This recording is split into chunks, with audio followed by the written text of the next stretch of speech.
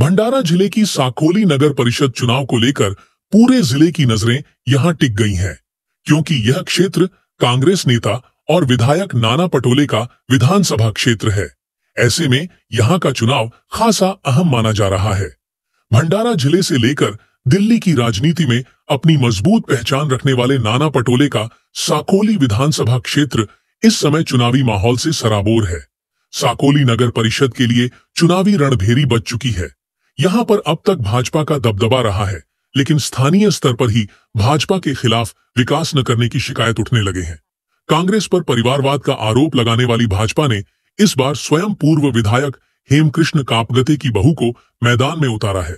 इससे भाजपा पर परिवारवाद का ही ठप्पा लग गया है।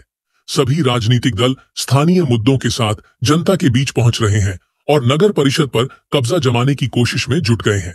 बीजेपीने मला नगराध्यक्ष पदाची उमेदवारी दिली आहे, त्याच्यामुळे मला सेंद्रोपा साकोलीसाठी काम करायची इच्छा आणि जर लोकांनी मला प्रचंड बहुमताने निवडून दिलं तर मी नक्कीच काम करेन आणि आरोग्य शिबिरे, स्वच्छ पाण्याची सोय आणि वाचनालये ह्या सर्व गोष्टीचा मी प्रयत्न करेन। मी आता प्रचार करत आहे तर मला लोकांमध्ये जात आहे, मी तर त्यांच्या समस्या मी जाणून घेत आहे आणि लोकांच्या समस्या आहेत। काही लोकांना घराची व्यवस्था आजपर्यंत घरकुल मिळालेलं नाही आहे, रस्त्याची व्यवस्था आहे, नाल्यांवर झाकणं नाही आहेत, नाल्यांच्या समस्या आहेत, पाण्याची समस्या आहे, पिण्याच्या पाण्याच्या सोयी नाही आहेत लोकांना।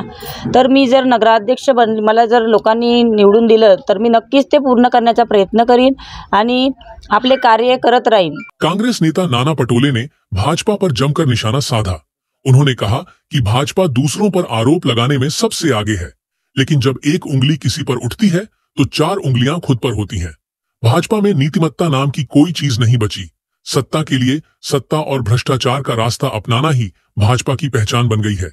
जनता के सम्मान और जनहित का कार्य कांग्रेस कर रही है, इसलिए इस बार स्पष्ट रूप से परिवर्तन की लहर दिखाई दे रही है। भाजप असा हे पक्ष की दुसरा आरोप लावायचं, त्यांना हे माहित नाही की एक बोट आपण दुसऱ्याकडे केले तर 4 बोट आपल्याकडे आहे। आणि म्हणून मी जे नीतिमत्तेचं जी भाजप आपली भूमिका मांडते, ती नीतिमत्तेमध्ये आता भाजप राहिलेली नाही।